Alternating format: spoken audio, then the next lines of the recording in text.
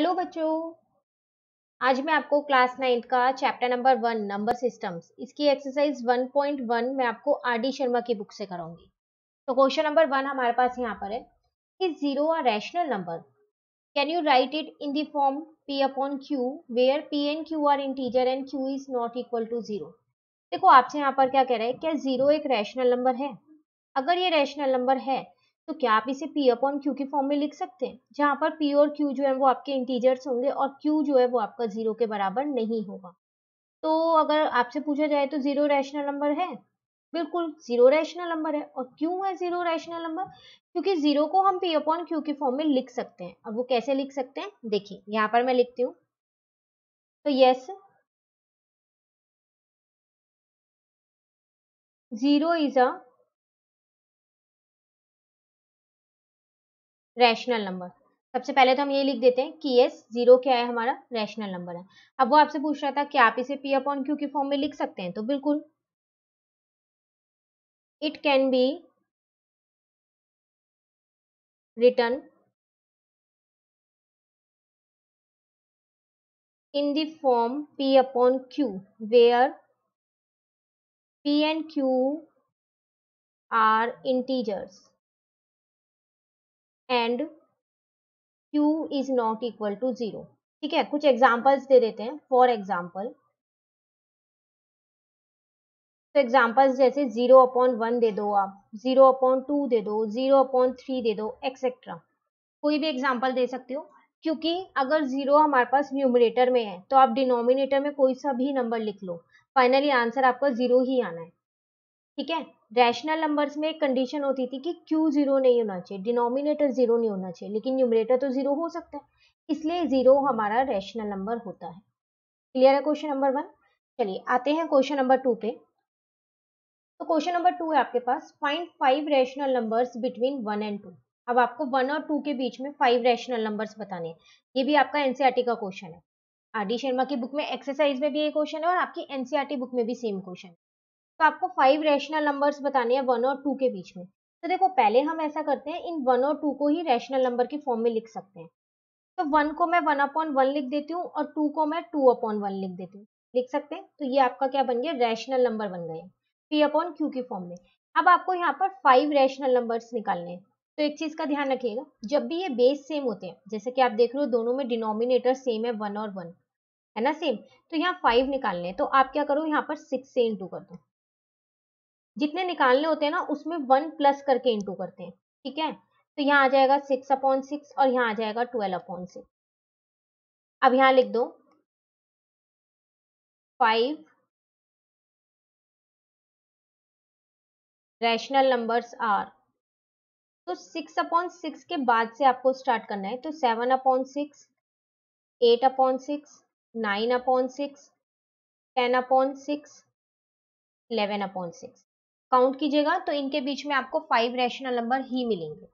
तो जब भी आपके पास डिनोमिनेटर सेम हो, तो जितने रैशनल नंबर आपसे क्वेश्चन में बोला गया है, आप क्या करो उसमें 1 प्लस कर दो। जैसे यहाँ 5 बोला गया था तो 5 में 1 प्लस कर दिया तो 6 आ गया। अब 6 में क्या करो, जो दोनों दो रैशनल नंबर्स के बीच में नंबर निकालने हैं ना, उन दोनों में 6 से न्यूमरेटर और डिनोमिनेटर में इंटू कर दो। आपके अपने आप उसके बीच में 5 रैशनल नंबर्स निकल जाएंगे। आपको सोचने की जरूरत ही नहीं है कि कौन से नंबर से मल्टीप्लाई करें और कौन से नहीं करें। ठीक है, चलिए एक और क्वेश्चन ऐसे ही है सेम, वो भी देखते हैं। देखो यहाँ पर आपसे कह रहा है find 6 rational number between 3 and 4। ये भी आपके एनसीईआरटी का क्वेश्चन। तो पहले हम क्या करते हैं, 3 और 4 को रैशनल नंबर की फॉर्म में बना लेते हैं, मतलब कि p अपॉन q की फॉर्म में बना लेते हैं। तो 3 को मैंने 3 अपॉन 1 लिख दिया और 4 को मैंने 4 अपॉन 1 लिख दिया। ठीक है ना। अब आपसे यहाँ कह रहा है कि 6 रैशनल नंबर निकालने। तो 6 में 1 प्लस करेंगे तो कितना आएगा, यहाँ पर 7 आएगा। तो इसका मतलब यहाँ पर 7 से इंटू कर देते हैं और यहाँ पर भी 7 अपॉन 7 कर देते हैं। तो ये हो गया आपके पास 21 अपॉन 7, ये हो गया आपके पास 28 अपॉन 7। ठीक है, अब यहाँ लिख देते हैं 6 रैशनल नंबर्स आर। तो 21 और 28 नहीं लेंगे, इसके बीच के नंबर्स बताने हैं। बिटवीन का मतलब यही है, बीच के बताने हैं। ठीक है, तो 22 अपॉन 7, 23 अपॉन 7, 24 अपॉन 7, 25 अपॉन 7, और 26/7 और 27/7। तो आप काउंट करोगे तो इनके बीच में 6 ही निकल के आएंगे रैशनल नंबर। अगर आप इस तरीके से करोगे 6 + 1 = 7 और 7 से इंटू करोगे तो हमेशा जितने रैशनल नंबर्स आपको क्वेश्चन में चाहिए उतने रैशनल नंबर्स बहुत आसानी से दो नंबर्स के बीच में निकल जाएंगे। बस एक चीज ध्यान रखिएगा, दोनों का डिनोमिनेटर सेम होना चाहिए। ठीक है, चलिए क्वेश्चन नंबर 4 देखते हैं। वो भी कुछ ऐसे ही है, लेकिन वहां पर आपको पहले ही रैशनल के फॉर्म में दे रखा है। Find 5 rational numbers between 3/5 and 4/5। अब देखो यहाँ पर आपको P/Q की फॉर्म में दो नंबर दे रखे हैं, 3/5 और 4/5, लेकिन हाँ दोनों के बेस सेम है, 5 और 5 ही है। तो मुझे 5 रैशनल नंबर्स निकालने हैं। तो मैं क्या करूंगी, 5 में 1 प्लस करती हूँ 6 आ जाएगा, और यहाँ पर 6 से इंटू कर देती हूँ न्यूमरेटर और डिनोमिनेटर में, और यहाँ पर भी। तो ये आ गया आपके पास 18/30, और 6 4 जो होता है 24/30। ठीक है, अब आप निकाल सकते हो। तो 5 रैशनल नंबर्स आर, तो 18 के बाद से शुरू करेंगे। 19/30, 20/30, 21/30, 22/30, 23/30। 24 तो नहीं लेंगे क्योंकि उनके बीच के नंबर्स आपको निकालने थे। ठीक है, तो 1 2 3 4 5 नंबर्स हमारे यहाँ पर निकल गए। Clear question number 4। चलिए आते हैं क्वेश्चन नंबर 5 पे। ये लास्ट क्वेश्चन है, फिर आपकी ये एक्सरसाइज 1.1 RD शर्मा से कंप्लीट हो जाएगी। यहाँ पर है, are the following statement true और false, give reason for your answer.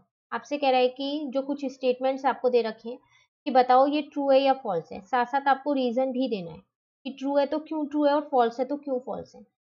First में आपसे कह रहा है, every whole number is a natural number. क्या सारे होल नंबर नेचुरल नंबर होते हैं? नहीं, नहीं होते ना। तो फर्स्ट वाला तो मेरा फॉल्स ही है। क्यों फॉल्स है?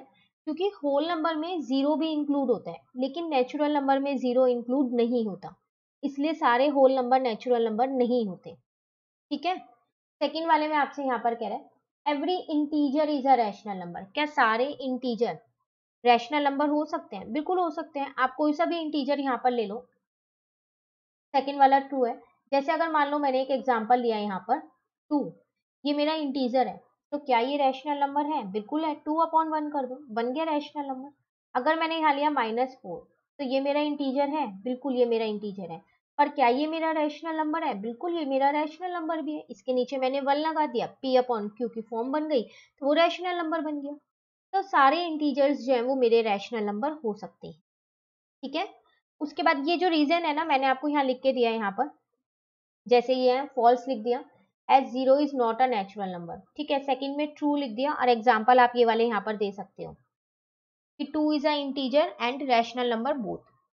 ठीक है, उसके बाद है यहाँ पर, every rational number is an integer.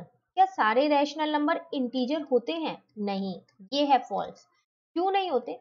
देखो अभी मैंने आपको बोला कि सारे इंटीजर रैशनल नंबर होते हैं, ठीक है, और मैंने आपको एग्जाम्पल भी दिया। अब बात आती है, क्या सारे रैशनल नंबर इंटीजर होते हैं? नहीं होते। जैसे अगर मैं आपको एक एग्जाम्पल यहाँ पर भी देती हूँ, अगर मैंने आपको एग्जाम्पल दिया -2/3, तो आप कहोगे कि ये रैशनल नंबर है। बिल्कुल ये रैशनल नंबर है, क्योंकि ये P/Q की फॉर्म में लिखा है, इसलिए ये रैशनल नंबर है।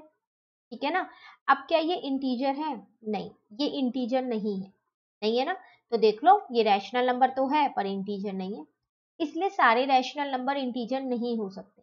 कुछ होते हैं और कुछ नहीं होते। जैसे अगर मैं आपको एग्जांपल दूं 5/1, तो ये रैशनल नंबर भी है और इंटीजर भी है, पर मैं सारे रैशनल नंबर्स को इंटीजर नहीं कह सकती, इसलिए इसका आंसर है फॉल्स। ठीक है, उसके बाद है आपके पास, every natural number is a whole number. क्या सारे नेचुरल नंबर होल नंबर होते हैं? बिल्कुल होते हैं। नेचुरल नंबर अगर हम फोर्थ पार्ट यहाँ पर देखें तो ट्रू है ये। नेचुरल नंबर जो है वो मेरे 1 2 3 ऐसे करते करते इनफाइनाइट तक होते हैं, और होल नंबर में सिर्फ जीरो और इंक्लूड हो जाता है, 1 2 3 ये भी इनफाइनाइट तक होता है। तो देखो ये सारे नंबर जो है नेचुरल नंबर, ये तो इस होल नंबर के अंदर आ रहे हैं ना, तो इसका मतलब सारे नेचुरल नंबर तो होल नंबर होते हैं, लेकिन सारे होल नंबर नेचुरल नंबर नहीं होते, जैसा कि अभी हमने फर्स्ट पार्ट में किया। ठीक है, तो इसका आंसर है यहाँ पर ट्रू। नेक्स्ट है, every integer is a whole number. क्या सारे इंटीजर होल नंबर होते हैं? नहीं, फॉल्स है इसका आंसर भी। क्यों? क्योंकि देखो इंटीजर के अंदर नेगेटिव नंबर भी आते हैं, पॉजिटिव नंबर भी आते हैं, और जीरो तो आता ही आता है, लेकिन होल नंबर के अंदर सिर्फ जीरो और पॉजिटिव नंबर आते हैं, नेगेटिव नंबर नहीं आते। होल नंबर के अंदर। होल नंबर 0 से शुरू होता है और इनफाइनाइट तक होता है, पर सारे पॉजिटिव नंबर्स होते हैं। पर इंटीजर में देखा जाए तो 0 से तो वो शुरू होता है, लेकिन वो लेफ्ट साइड पे भी होता है जिसको हम नंबर लाइन पे दिखा सकते हैं ना। तो उसमें नेगेटिव वाले नंबर्स भी आते हैं और पॉजिटिव वाले नंबर्स भी आते हैं, इसलिए सारे इंटीजर्स होल नंबर नहीं हो सकते। ठीक है, उसके बाद आपसे यहाँ पर कह रहे हैं every rational number is a whole number. क्या सारे रैशनल नंबर होल नंबर हो सकते हैं? नहीं, सारे रैशनल नंबर होल नंबर नहीं हो सकते। जैसे सारे रैशनल नंबर इंटीजर्स नहीं हो सकते, नहीं हो सकते ना, उसी तरीके से रैशनल नंबर होल नंबर्स भी नहीं हो सकते। क्योंकि अगर हम यही सेम एग्जांपल लें यहाँ पर, ये भी फॉल्स है आपका, यही सेम एग्जांपल लें -2/3, तो आप देख लो ये आपका रैशनल नंबर तो है लेकिन ये होल नंबर नहीं है, नहीं है, और ना ही ये इंटीजर है। हाँ, अगर मैं बोलूँ 5, तो ये आपका रैशनल नंबर भी है, इंटीजर भी और होल नंबर भी है। डिपेंड कर रहा है ना कि नंबर कौन सा है, इसलिए मैं ये नहीं कह सकती कि every rational number is a whole number, तो ये स्टेटमेंट हमारी गलत है। ठीक है, तो ये थे आपके पास ट्रू और फॉल्स, जिसमें आपको ट्रू फॉल्स तो बताना ही बताना है, कौन सा ट्रू और कौन सा फॉल्स है, उसके साथ साथ आपको रीजन भी देना है। आप चाहो तो इसे एग्जाम्पल देके भी कर सकते हो कि आप एग्जाम्पल दे दो उसके। ठीक है, तो यहाँ पर रीजन जिनके थे मैंने लिख दिए, बाकियों के आगे आप एग्जाम्पल लिख के भी इनको दिखा सकते हो। तो ये थी आपके पास एक्सरसाइज कौन सी 1.1 आर डी शर्मा से, जो हमारी कंप्लीट हो गई। टोटल 5 क्वेश्चंस थे। अब जो नेक्स्ट एक्सरसाइज है आपके पास एक्सरसाइज 1.2, वो हम अपनी नेक्स्ट क्लास में करें। तो अगर आपको ये वीडियो अच्छी लगी तो आप इसको लाइक ज़रूर कीजिएगा और मेरे चैनल को सब्सक्राइब कीजिए।